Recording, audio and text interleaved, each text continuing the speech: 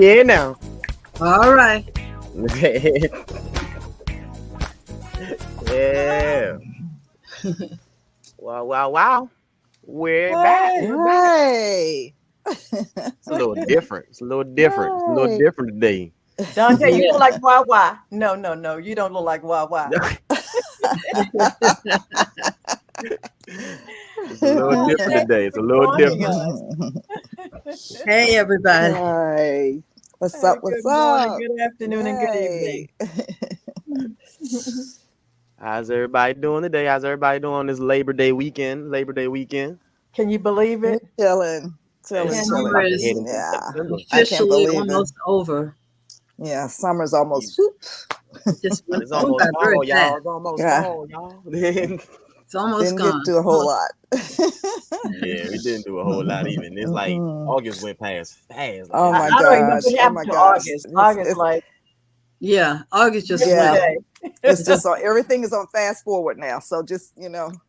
But you know what? I feel so much better because I thought I was the only one who thought this year and every year, last year went by so fast. As I talk to people, no, you're not the only one. Nope. No, not the I'm only not the one. There's so much going on until you kind of lose track of time. Yeah. Those 24 hours a day go past. But you know what I'm doing, guys? Yeah. I'm beginning to start writing down things that I do, okay? And keep a journal. Because trust me, when you get there at my age, you begin to forget things. Don't even mention it. And if you go back and look at what you've done. We forgetting stuff at 32 now. We forgetting stuff at now you should be ashamed. I know. Okay, they losing the password of the day. I was like, we got 30, 40 years. Oh, now you can't remember the passwords. Okay. It's the passwords. My case, you don't know your password. Listen. It's captured. It's one of those ones where, you haven't logged in about 10 years. Like, oh, what's that? Like, I don't even know. What's my Yahoo password? I gotta get in my Yahoo. What? Okay, guys. I'm Peg. I'm Sharon. And I'm Linda. And I'm usually behind the scenes, but I'm on the scene today, and I'm Dante. And we are 3 Sisters Live with the brother. 4 Sisters Live. 3 Sisters Live with one. One.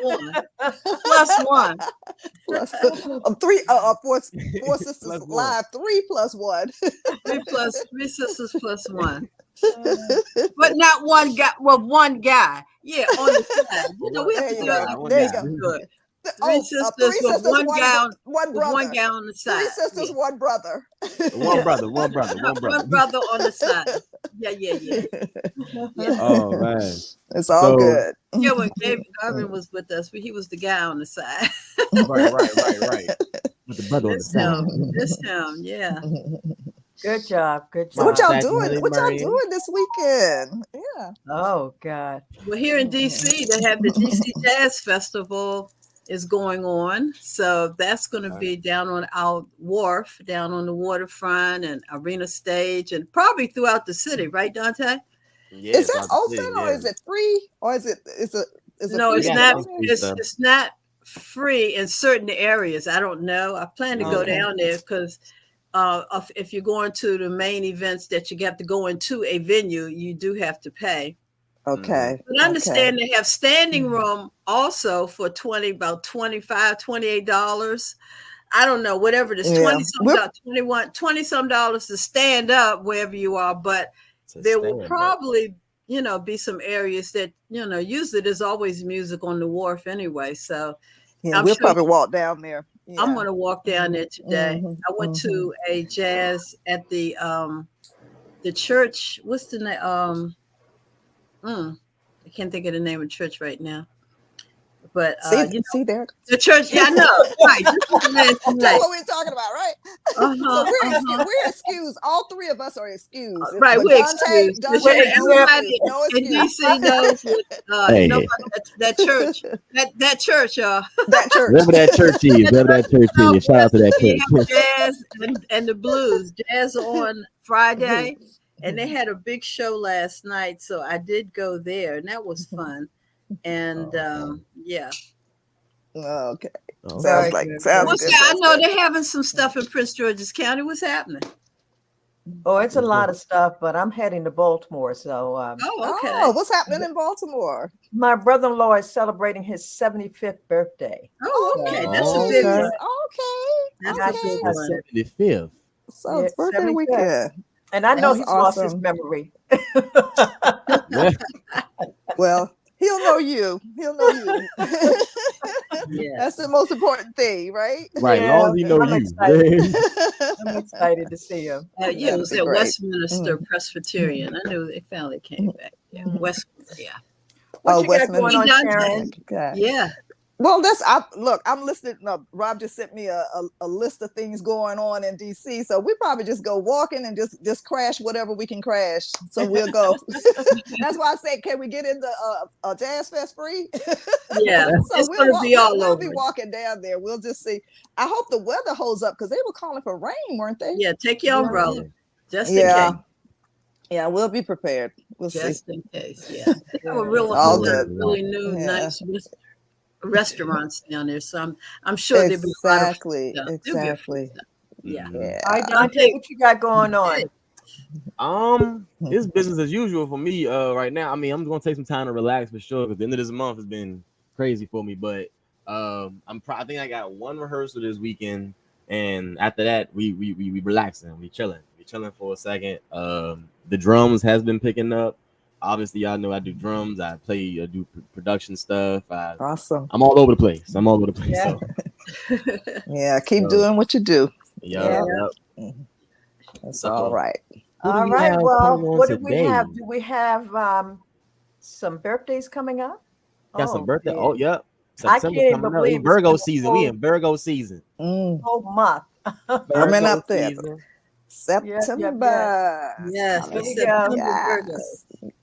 There we go. There's some birthday shout out.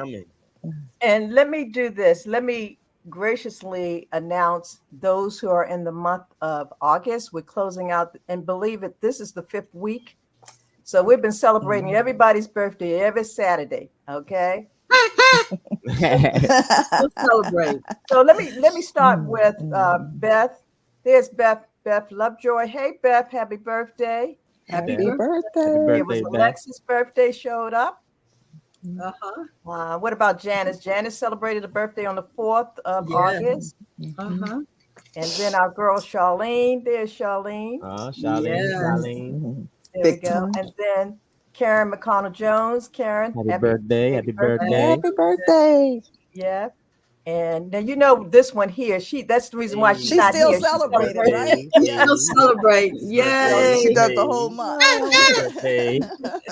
And then we have Stephanie. Hey Steph, happy birthday, belated birthday. Happy birthday. Here's one, final one. And hey, our Linda. own happy birthday. Holding up the fort. Yeah. Happy birthday. Holding it up for the Virgos. Happy birthday. Yes, indeed. So happy birthday, my sisters. Awesome. Yes. Happy I have birthday. all of our other birthdays to we have which I helped celebrate. Michael Jackson on the 29th, his birthday. Yeah. I went to the MJ show. It was awesome. Absolutely. There you go, Mike. Here at the National Theater. I was gifted with that for my birthday. And then we have Charlie Bird, Charlie Bird Parker, the jazz artist. He was born also in on the 29th, the same day as Michael Jackson, as a matter of fact. Really? Okay. And we also have it was one other. Oh yeah, Althea Gibson, the first African American Wimbledon champion, tennis, the 25th. And I believe, Kobe Bryant, basketball legend and business mogul that we missed. Yeah. Kobe. On the 23rd. So rest in power. Yes. So we had a whole bunch of birthdays and some more coming up. Yep. I'm coming up in September. Go Virgo. September 20th. Coming up. Yes, indeed. Happy birthday in advance. My husband's birthday is September 10th. Big Virgo energy. Yeah. I'll see y'all tomorrow. Yeah. Yeah. All righty now. All And so right. somebody said their husband's birthday. Somebody just flashed. I missed it. Yeah. Yeah. Somebody's husband's birthday. Yeah. Happy birthday. Happy birthday. Virgo. Happy birthday. The So best. That's The good. best Who we got people. coming on today, Peg? Oh, we have what we decided to do is to continue the conversation from last week. And we had 3 wonderful individuals that are in the tax arena. They're tax strategists, payroll, and whatever. And I felt that it'd be nice if we could continue the conversation with Donald to talk about how his business impacts young people, middle-aged people, seniors, what he does to help save us money. Okay. And I want him to talk about how he impacts mentoring young people to get them engaged in the business of doing business. So Donald will be joining us shortly. Okay. Okay. So let's run through some hot picks before we get to Donald right quick. Yes. We got some hot picks, stuff going on. Where we at? Whoa. Yeah, this one is one of our members, Cynthia Green and her husband. They do a annual, and I think this is their 10th annual Couple Fest 2024, and it's Marriage Built to Last. And I'm just so proud of these 2 right here. They have gone 10 years strong. Yes. This is going to be happening on September the That was 20th. last weekend. Yeah. Huh? No, it comes up. It's coming up now. Oh, September. I'm sorry. Yeah. I'm thinking September August. 20th to the 21st. Gotcha. So that's going to be nice. Good, yeah. And if you go to our website, sisters4network.org, you'll see all the upcoming events, okay, of all the details. What else you got, Dante? Oh, Sharon, this is yours. This is coming up next week. Next weekend. Saturday and Sunday. Yes. Ubiquitous. Friday, Saturday, and Sunday. I don't know if Jermaine got a chance to tune in for today, but just in case she did not, it's the hottest event next weekend. Yes, she's celebrating 10 years of Ubiquitous, which is an amazing expo. It's a women's expo, but men are certainly invited. They're on that Friday night. They have a black and bling party. And on Saturday, Iyanla Van Zant will be there. And they have many activities going on Sunday as well. So it's a fun-filled weekend. And it's going to be at, what is it called? Live? Live. It's what's the Casino. word that goes in front of it? Live Casino. It's Live Casino. Maryland Live. Maryland Live. Yeah. Okay. Okay.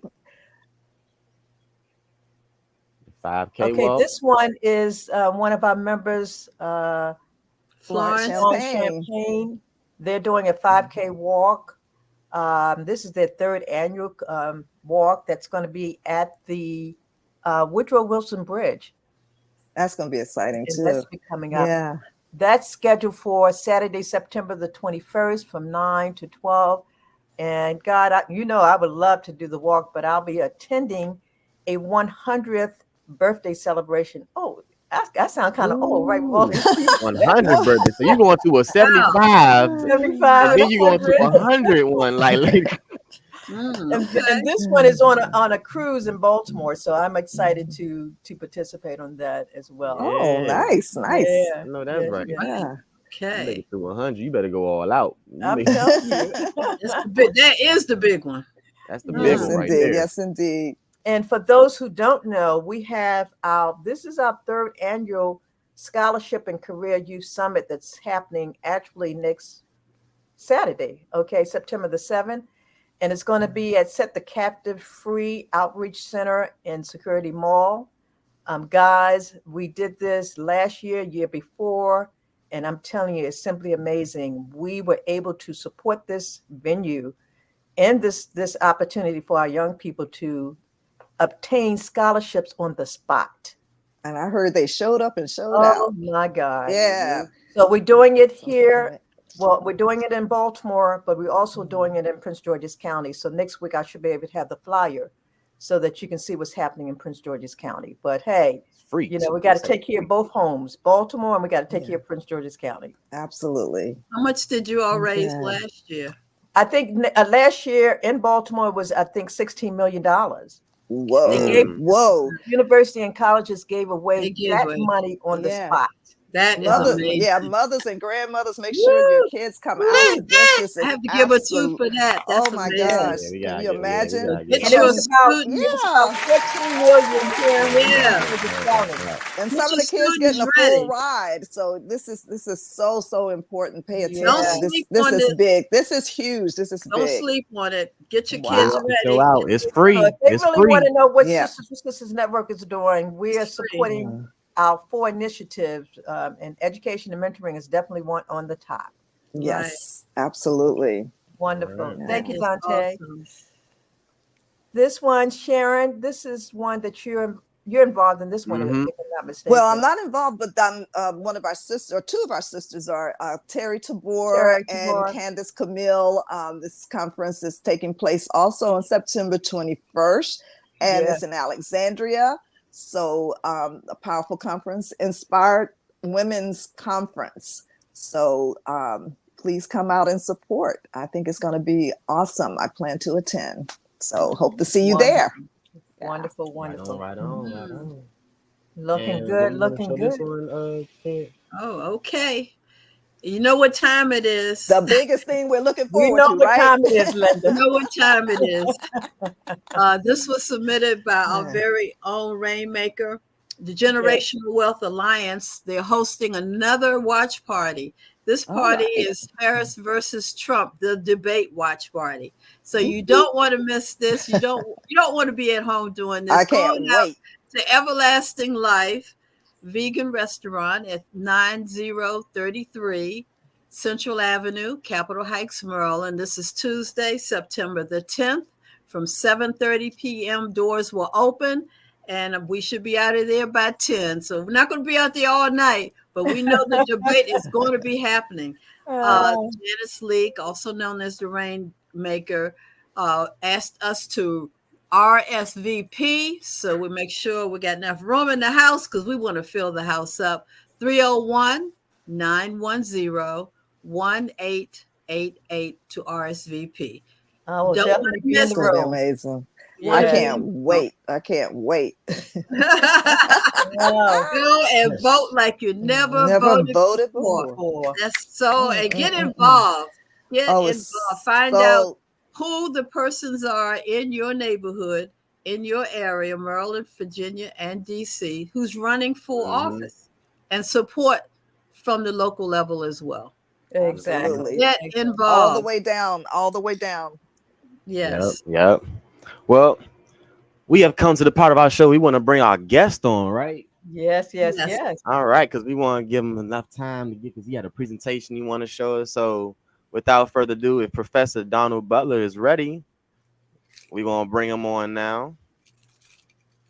What's going on, brother? What's going on? Hey. Welcome back. Thank you so much. I'm glad to be back. Good back. Thank you, Donna, for joining us today. You know, last Saturday we had an amazing show, and y'all guys stepped up to the plate. And you know, it's a beautiful thing to see our young people doing their thing, and you are one. I just love you to death, and I'm just so proud of you. This is my other son besides Dante. Okay. Slide over, Dante. Slide over. Competition. I got room right here. This room. Look, Donald. I have to admit, you know, I got 2 D's, Dante and Donald. And I'm not going to fight over y'all two, okay? So y'all right in the middle. Dante really looks after us on 4SistersLIVE. I can't say enough about Dante. He's my heart. He is there every Saturday to make sure that we, the 4SistersLIVE, show up. Okay, so we're doing an awesome job. Yes.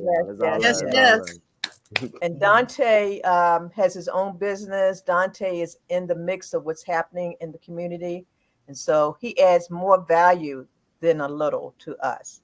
So I just wanted to let's open up the conversation because both of you are in the business arena along with the rest of us.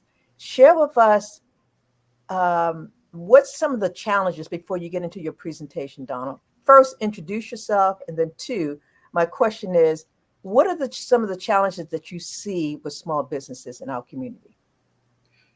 So I'm Donald Butler, and I'm the CEO of Butler Square Consulting, where we provide accounting, bookkeeping, tax preparation, as well as business consulting services. And we also do some IT security services as well. So also I'm a professor at University of Maryland Global Campus, and I also am the CEO of Butler Square Academy, where we do training for entrepreneurship and other certifications like project management professional.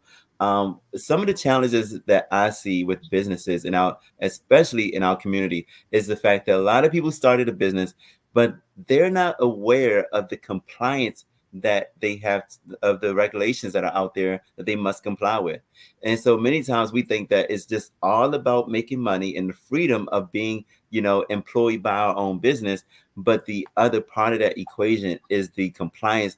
And so sometimes what happens is when people are not aware of some of the challenges in running a business, they're caught with fees and penalties, whether it's by the IRS or the state, and they did not know those exist. And the problem is with the IRS specifically, they will not tell you in advance that you have issues or penalties as it relates to your business. So you may not know it until 10 years later. So what I'm seeing is it's like a silent pandemic that's happening and people are not aware. And, and we're just trying to raise awareness in our community and let business owners know you cannot run a business without having a team, like with an accountant and an attorney somewhere, just to keep you compliant, because you need to be aware of compliance. So that's one of the major challenges.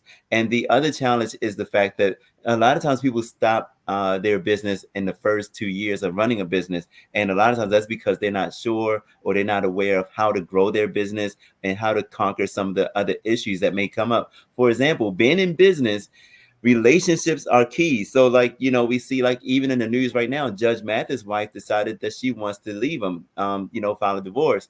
And we don't know the details, of course, so we're not getting into that. But when we see stories like this, it reminds us that even when you're in business or when you're, are pushing towards success in a particular area of life, in business, that can hurt your, that may have an impact on relationships. So we're seeing that grow. Like other business owners tell me, Donald, my family don't understand the number of hours I have to devote in my business. They don't understand that, that I have to put effort in. I had, like, during the day I'm working, but then at night I got to plan, or I got to make up for some of the things that I couldn't get done during the day. So we're seeing that as well. And the problem is we've never seen this growing up. So when we have people that are first generation business owners, it can, be very difficult to manage, those relationships. So they're the main two key points that I just wanted to raise and just share that with you all, is that, it looks good to be in business, but on the flip side, there's compliance, then there's a relationship,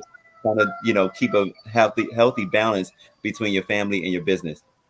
I love it. Awesome. Yes. Good information. Yeah. Great information. Karen, you have a question? Yeah. Well, I was just listening to him when he mentioned about Judge Matheson, and a lot of, especially when you go into business with your partner, there's a lot of challenges, that you have to be prepared for. And, once the roles are established and things that are, and I'm sure you agree, Donald, that everything needs to be in writing, everything, whether it's your spouse, your sister, brother, cousin, friend, whatever, everything needs to be in writing, and to have a successful partnership. And hopefully, that does not deteriorate, if they break up or whatever happens to the relationship, but the business can continue. Mm-hmm. Absolutely. And it's very true. So, and I've seen, just in our community, a lawsuit between family members. And, and it reminded me how serious business is. And, when you think that you're doing business and you go into business with your family as a partnership, I always say, I've heard this over the years many times, and that partnerships tend to not work.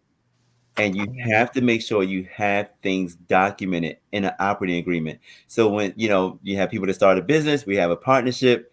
Where's your operating agreement? Oh, what's that? You never seen it. You don't know what that is. So again, the term business it sounds good, it looks good, but we forget about the other legal aspects of having a business. So what turned out to be a family business, it turned out to be almost, and I'll describe it like this for better words, is like it turned into pure hell, because they're having to pay the one that's, the plaintiff, this grand amount of money, and any tax related issues that come with that, they have to pay the penalties. So it was supposed to be a great loving situation, but it turned into a nightmare.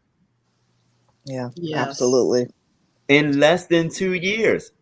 Less than 2 years. Wow. Less than 2 years. A lot to think about. Yeah.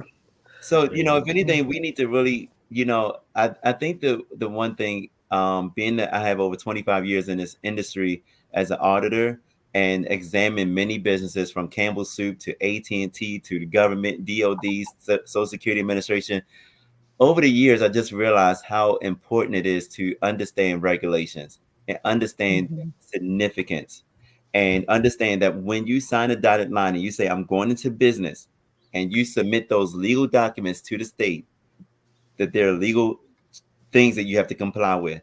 I sat with a business owner yesterday, and he decided to try to register his business in the state of Maryland, and it failed because he didn't understand the structure, and he wanted to set up a holding company.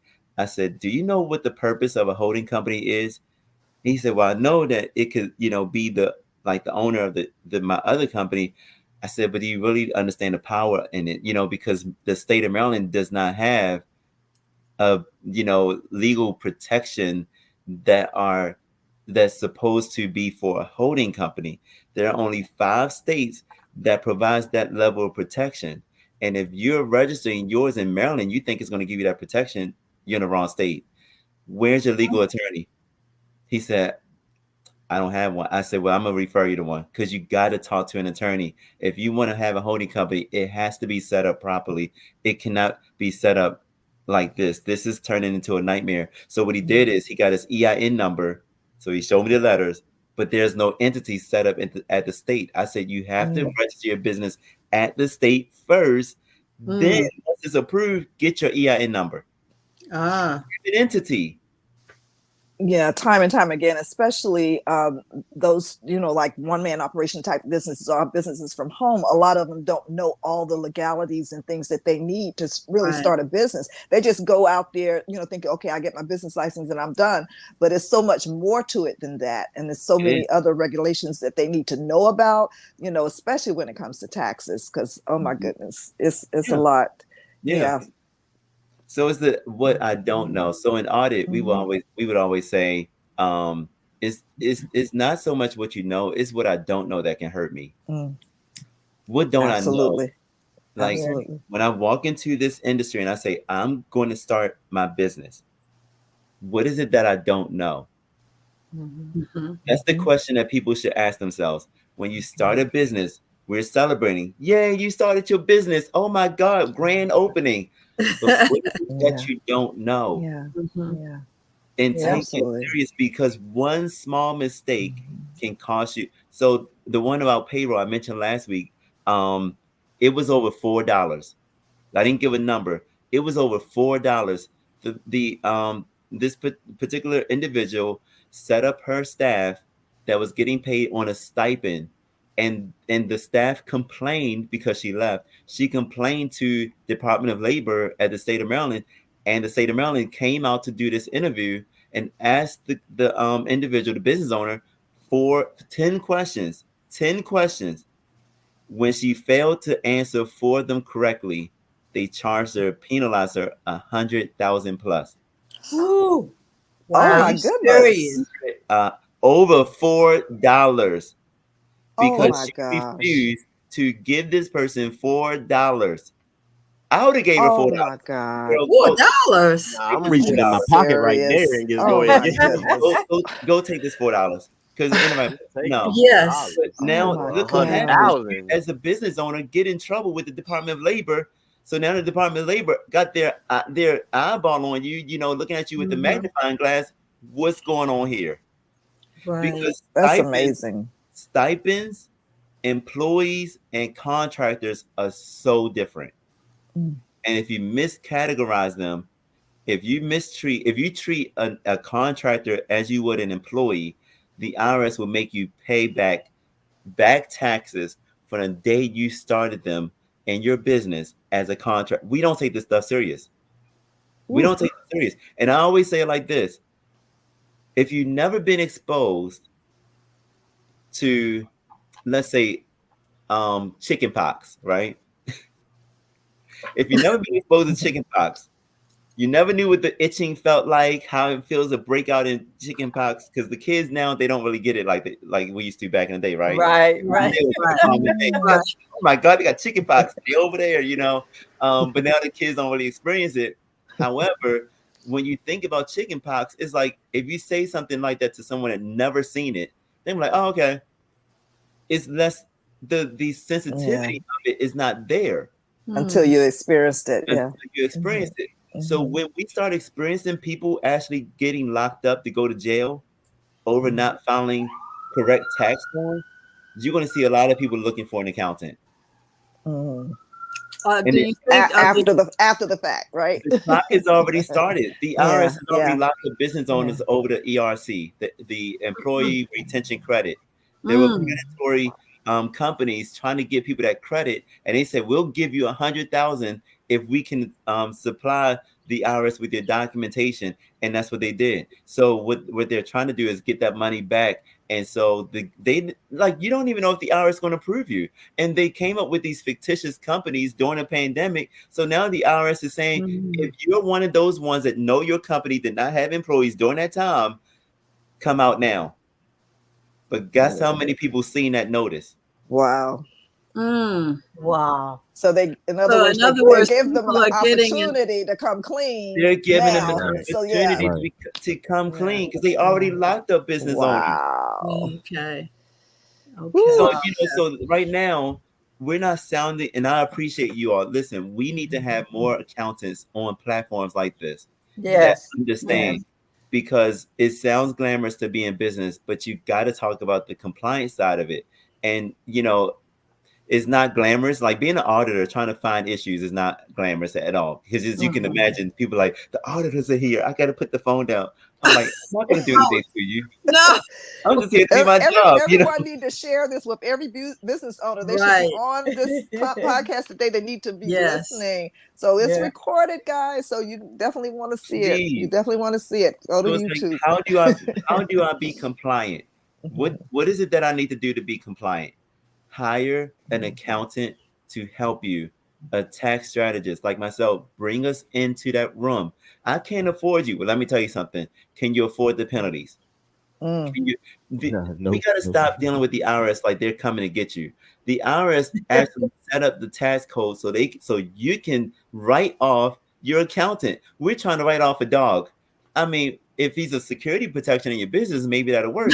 But you can't. You can write off your accountant. Stop playing games. Oh gosh. ERC. So she asked a question about ERC. The ERC is the Employee Retention Credit that business owners were taking advantage of because during the pandemic, the IRS or the federal government was incentivizing businesses to keep employees on staff while they work through the issue of people not coming to work. So they gave employers a credit to maintain their employees. So, so they get, like, if it was 100,000, 200,000 to keep their employees employed during that time, they incentivized them to do that. And there were people that came up and said, I got employees, but they didn't have employees. They had contractors.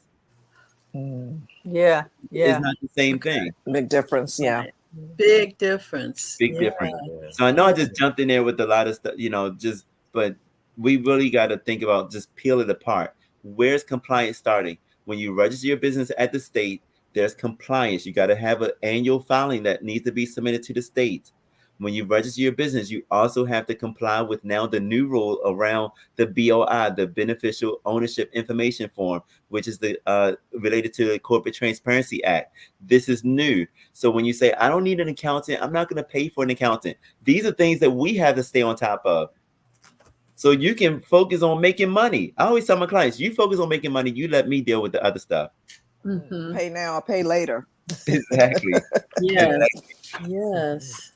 Beautiful. So when a person goes into business, what is the first thing that you advise them to do in steps? I've made the decision, I want to be a business owner. So what are the steps that we should do? That's a perfect question. So I have a perfect demonstration of that. So one of my clients, she called me when she wanted to register her business. She said, Donald, I already know. She works for the government, so it's a little different. Her mindset. She's an auditor, so she understands. She said, I need to talk to you. I said, what's going on? She said, I want to start a business and I want to, get with you to do that. And I said, okay, great. I'm going to link you with my legal representative so she can register your business and get your EIN number. Because with this beneficial ownership information form, if I register the business, my name got to be on that form too. And I'm like, I don't want to do that. I want to add my name to anything else because if I'm doing your taxes, that's enough. So that's the steps that she did. Then we met yesterday over lunch. She said, Donald, okay, I got the business register. I got my EIN letter. I had my bank account. What's next? I said, let's set up QuickBooks. She said, okay, great. So she doesn't want to do anything without consulting with her accountant. And that's what we have to do. We have to know that you need to start with your accountant because your accountant, your tax person will help guide you. So that's the first things that you need to do. Okay. Thank you. Awesome. Thank you. Thank you. Hey, Donald, I have a question for you. Okay. My question is, as we know, we always want to be the marketing person, the HR person, the customer service, and social media person, all in one. One of the things that's most important that we fail to remember, you need an accountant and an attorney. Yes. Talk about the power of an attorney and an accountant in your business. So sure. So I have an attorney that works with me in my business, and the power of the attorney, resident agent. So when you register your business at the state, you have to identify a resident agent. People don't know what that means. They put themselves as the resident agent. The resident agent is anywhere between $100 to $150 a year to have them listed on your business within a state. So you need a resident agent. So one, what is the purpose of the resident agent? Because they're going to receive legal letters or anything legally that's coming to your business to communicate that back to you. So why would I want to give my personal information or leave my personal name on the state website for people to see my name? So you need to identify a resident agent, and that's going to be someone that's a legal representative or an attorney to represent your company. So you pay for that service. And you also will have a business address. The accountant serves the purpose of making sure that you at least understand the measures as it relates to the IRS, because there is a such thing as using a system to track your income and expenses. So what do we use? We use QuickBooks. So when I start my business, I already got to start calculating my income and my expenses. If I don't have expenses to line up with my tax forms, what am I showing the IRS? If I don't have anything to track, they're going to kick out, or they're going to say, we don't want to look at your tax file because you don't use a system. So I demonstrated to somebody like this. If I'm the IRS, or let's say you're the IRS, you work for the IRS, and you see how many people hired or how many professional tax filers submitted taxes, and then you have another column that shows people that did it themselves. If I'm an auditor, or you the auditor who works for the IRS, if I ask you where most of the issues you're gonna find most of the issues, you're gonna choose the pile that has the people that file their own taxes. People try to file their own taxes and don't even understand what a balance sheet is, don't understand what the profit and loss is, and you're basically you're putting yourself in a system that is already trained to do this, but you have no training in this area. So it's like, if I'm going to file my business, I'll give you an example. So I have someone I just worked with this week, and I'll make this really quick, but she's in her 70s and I love her. She's amazing because she's doing some great, amazing work. And and I believe that she has Parkinson's disease, but she didn't let that stop her. She does physical therapy, and she's contracted to do so, and she's doing very well. Her tax file, she did it herself, and she had like 4 Schedule C's for the same business. And I said, what how do you happen to have 4 Schedule C's for the same business? I said, what did you use? She said, I use TurboTax. That's what they advertise on TV. TurboTax is not going to correct the issue. Right. And I said, if I was the auditor, I would see this as a huge issue. Like, there's a possibility you made some mistakes with this file. And I said, listen, how much was her tax bill? Let me explain what her tax bill was. Her tax bill was $38,000. What? Ooh. What? Wow. $38,000 because she has income tax, and then because you're in business, you have self-employment tax. Exactly. Yeah. Self-employment tax is Social Security and Medicare. So there's 2 separate bills: income tax, self-employment tax. So her income tax bill was like $15,000, and her self-employment tax was $15,000. You add them both up, $30,000. $30,000. Wow. So what I did was I said, let me explain how we can structure your business, because you're doing amazing. You're getting Social Security. They're taxing majority of your Social Security. So let's figure out how we can set this up. I proposed an opportunity for her, and I brought in the attorney. I said, I'm going to recommend that you talk to the attorney so she can set things up properly for you. Because in my mind, I'm thinking you want to leave a legacy too, right? She said, yeah. I said, well, we can set this up that you can leave a legacy for your grandchildren. What if your grandchildren want to get a job, but there's no jobs? Because you all already know when you go in some of these stores, the cashiers don't. Where the cashier? Ain't no cashier. It's like one cashier. Right. So you can leave a legacy for your grandchildren. They don't have to worry about going to find a job. Why? Because grandma already started a business for them, and they can just roll up and be employees of the business. They can get that training that they need. You know, as we used to do back in the day, what they call it, like having an apprentice. They can learn from their grandmother, and they can become a licensed physical therapist and be the owner of the company and keep the legacy rolling. That's where you have your attorney come in to fix this in a way to set up your trust, and then have the holding company, that's going to own the company, so your personal name doesn't have to be out there in the public. She was like, I would love that. And I said, now let me help you understand. Let me ask you, how much is your tax bill when we set it up this way? She quoted me, and I showed her the tax table. It's on the IRS website. I showed it to her. I said, how much is your tax bill now? She said $4,200. Wow, what a difference. What? Saved her thousands of dollars. I get it. I get emotional. I'm saying this to y'all. I sat there and I watched her say that in comparison to $32,000 that she owes the IRS for that year. Ooh. I said, if you have worked with someone like me, there's no way that you would have had to pay this much money in taxes. Wow. There's no way.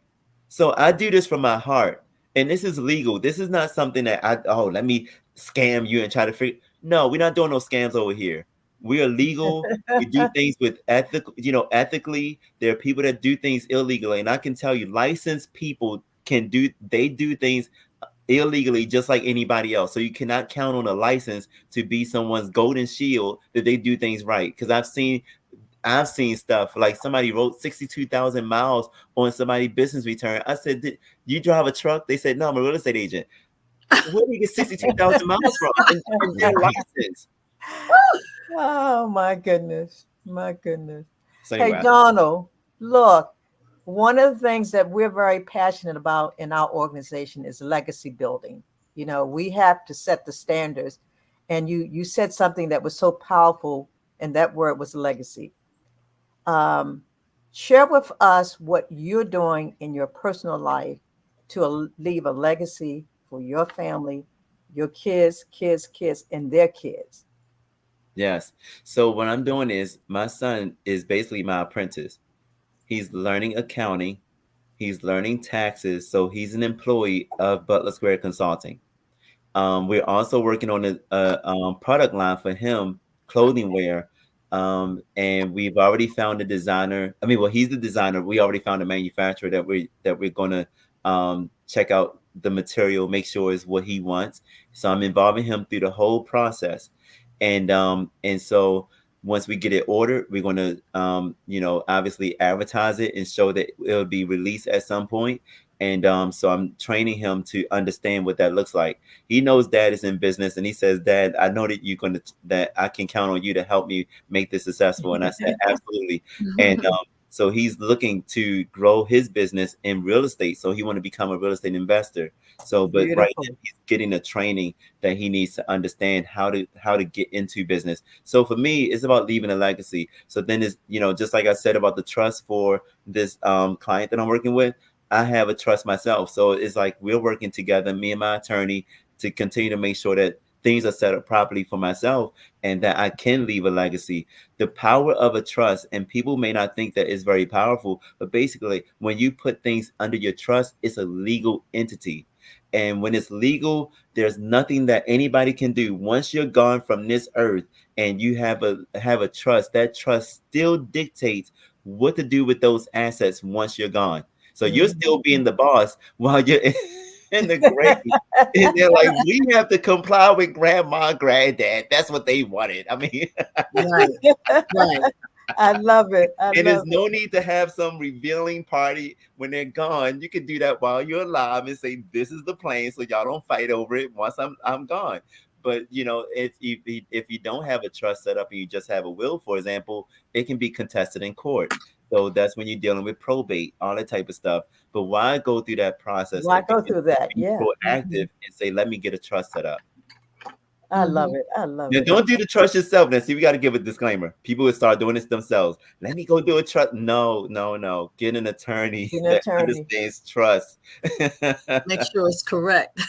And I would even say, because I'm always, because you don't know who's good and who's not good. But I would say you want to go with referrals. When someone knows someone, like I know attorneys, I'm not going to forward you to an attorney that don't speak the same language. We know each other, and I know how they do things, and it's the right way. But I've seen it where people set things up, other attorneys set things up, and it's not right. And I'm like, oh my God. And let me get you to, and how do I know? Because the person ends up with 5 trusts. I'm like, why do you have 5 trusts? What is the purpose of it? So we have to clean up those things. But go with someone that is a good referral, and you're not dealing with someone that's a complete stranger because we don't know this stuff, right? If you don't go to school for it, how would you know someone is good at it? True. How much does it cost to set up a trust with an attorney? It depends. Everybody have their own fees, but always consider the trust is not just a trust. It also speaks to the point of even medication. Who will serve you medication if you're not able to speak for yourself? So it gets into a lot of those things. Who's going to run your business when you're not able to? So it gets into more of that. So it depends on how much the attorney is putting together for you as part of this package. Because if you did the simple form, the simple way, they could be like, oh, that's $500. But if you want more of the everything else, then it may be more, it just depends on who you're working with. Okay. I love it. I love it. I love it.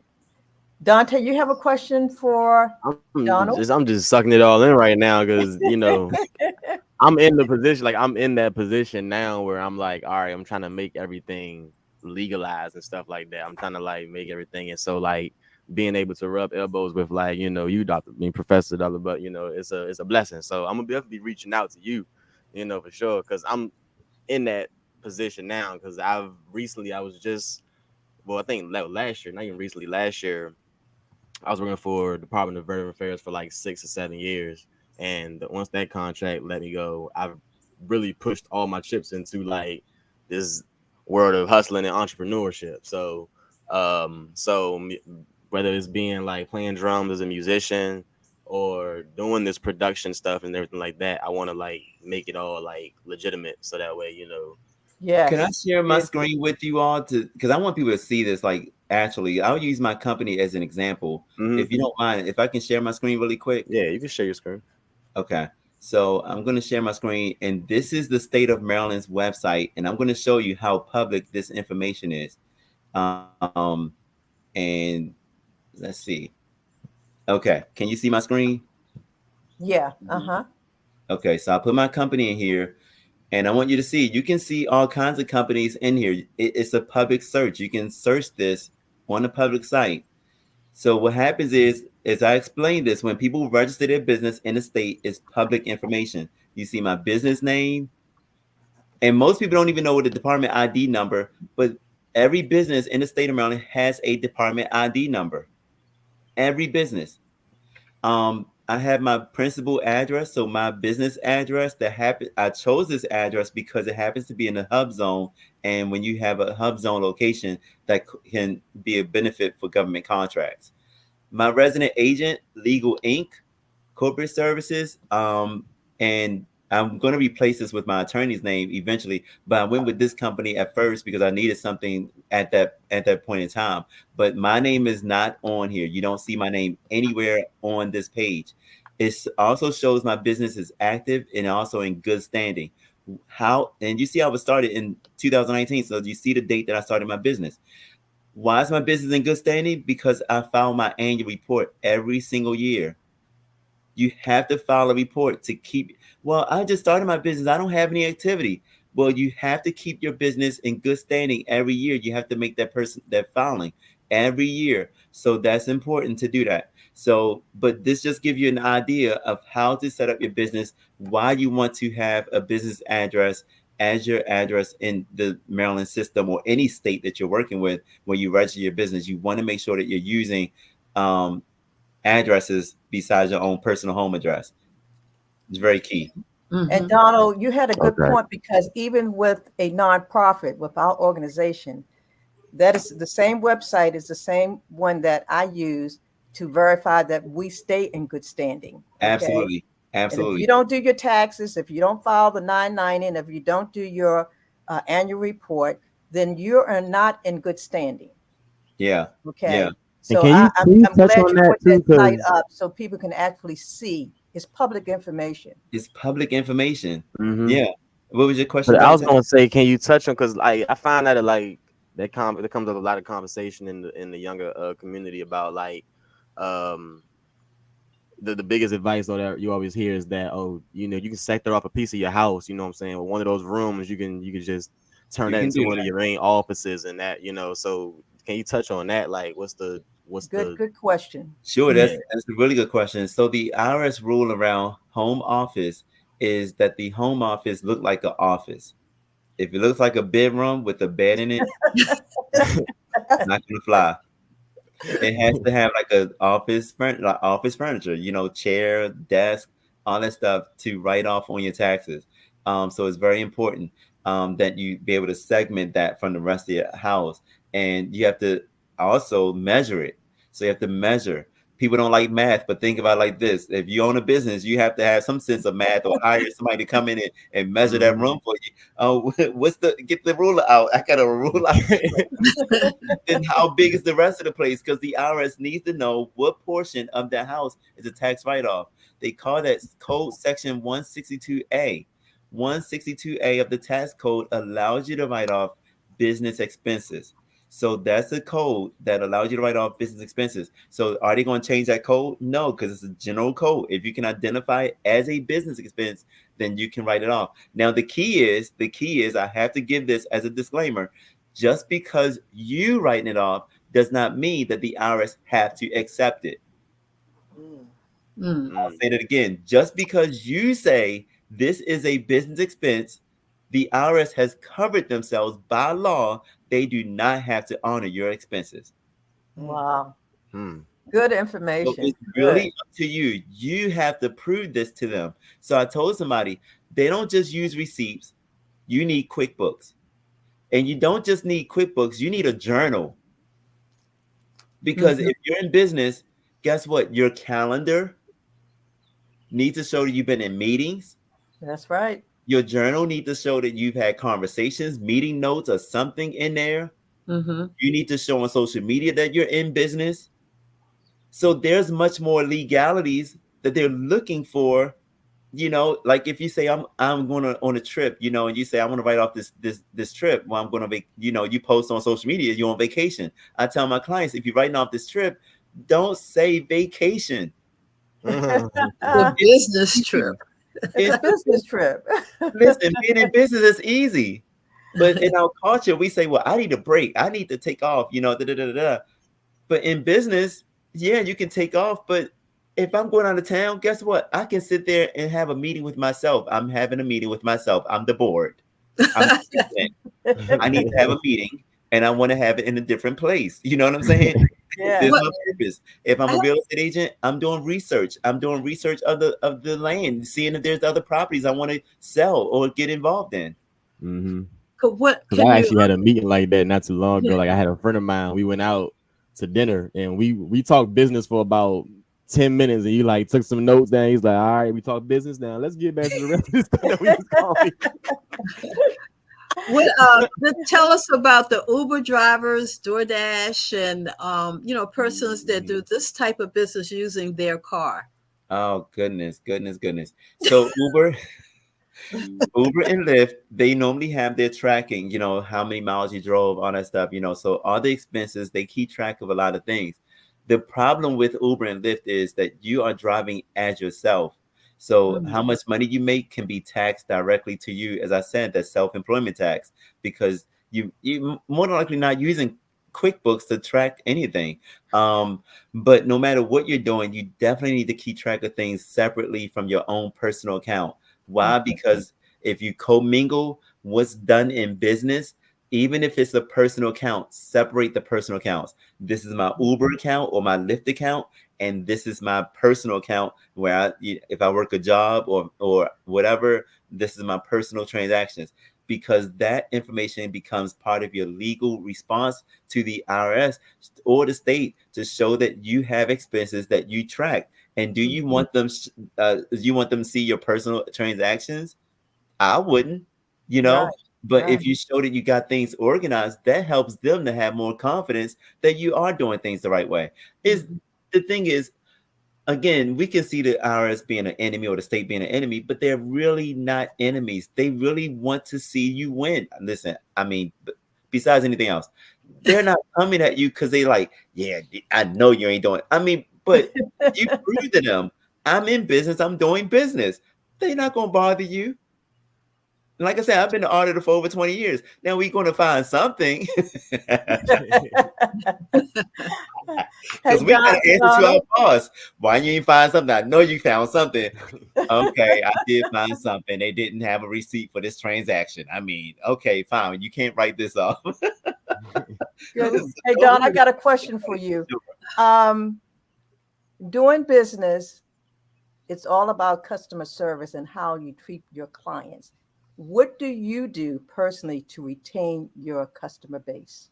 Oh my God. So that's a really good question, because having good personality, treating them with respect, whenever they need something, answering them and just giving them that first class option. Like, listen, I got you, you know, and we're going to work through this, because accounting is not, in lack of a better term, it's not a sexy industry. Right, it isn't. You sign up for your sales ID it's number. It's sexy when it's money, okay, when you get paid, but it's not after when you got to track it. It's not like, oh my God, I was glad to see my accountant. Some people are, when they understand it, you know, but other people are like, yeah, I just mean every time I see you, I got to spend money. But, you know, so, and also I throw an event for my clients too. So I do a client appreciation event where I honor the clients that we serve and been with us. So that's something I also do. And soon I'm going to be doing like little small meetups with my clients and those that are interested to just join us and do some informational sessions. And also another thing that I do with my clients is I do like a workshop for them, especially at this time of the year before the year closes out. So they'll know, hey, I need to do this before the year closes. I'll give you an example. If you rent your house out to your business, that can be a tax write-off. I'll say that again. It's called the Augusta rule. If you rent your house to your business and you only can do it up to 14 days out of the calendar year, you personally don't have to claim that as income to yourself, but it is an expense to the business. Oh, wow. Well, I did not know that. We're going to have to bring him back again. Really. Yeah, it'll be tax time again. But let me get on the young people. Let me cover the young people. The young people real quick, because they might be young people that's tuning in. So real quick, the young people have quick mindsets. Back in the day, we used to say, I want to be a millionaire by the time I'm 40, 50 years old. These kids have become millionaires at 17, 20 years old. Why? Because they're making money on social media. It's called brand deals, sponsorships. They're making money that way. They also coming up with products that they're selling online, and they're making $200,000-$300,000 a year, $500,000 a year, when some of them making $1 million in 1 year off of selling their products. Wow. So when I talk about the young people, again, we need them to know this information, because some of them not paying sales tax. Some of them don't know about having the legal side of their business. They're just thinking, I'm making money. We got to sit our kids down and talk to them. Yes. This is the reason I wanted us to have this conversation. Donna, you've been amazing. And Sharon, I don't know if you realize, and same with you, Linda, Donald presented at the PAL Networking Conference this year. He did? Yeah. Y'all guys missed out. Y'all were there. But I was in his session, and I'm telling you, he lit the room up. He lit the room up. So, Donald, you're in our back pocket.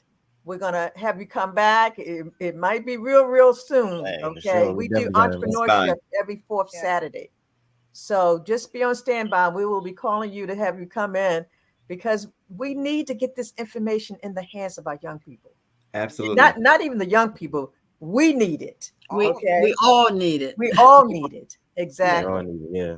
No. Yeah. You're right. So thank you so much for coming. So what great information. Right. What can we say? It's all about the dollar, huh? Thank you. Yes. And thank you all so much. So you want to real quick put your social media and stuff, how we can keep up, so we can be able to get on this expo. I'm trying to get on that call when you had this. Yes, I'm gonna post it. You know what, Dante, if I can put it in the chat, the private chat, and you can just take it and post it, because it won't let me post for some reason in the other one. So yeah, thank you all so much. And yes, don't think you can't afford accounting. If anything, you can't afford not to have an accountant. Exactly. You need an accountant. Exactly. All right, Donna, thank you so much. Thank you so much. Yes. Continue to stay blessed. Enjoy your week. Yes. Yeah, so I might see some of y'all outside. I might see some of you outside. So thank you. Okay. No, thank you. Thank you. All right. Bye-bye.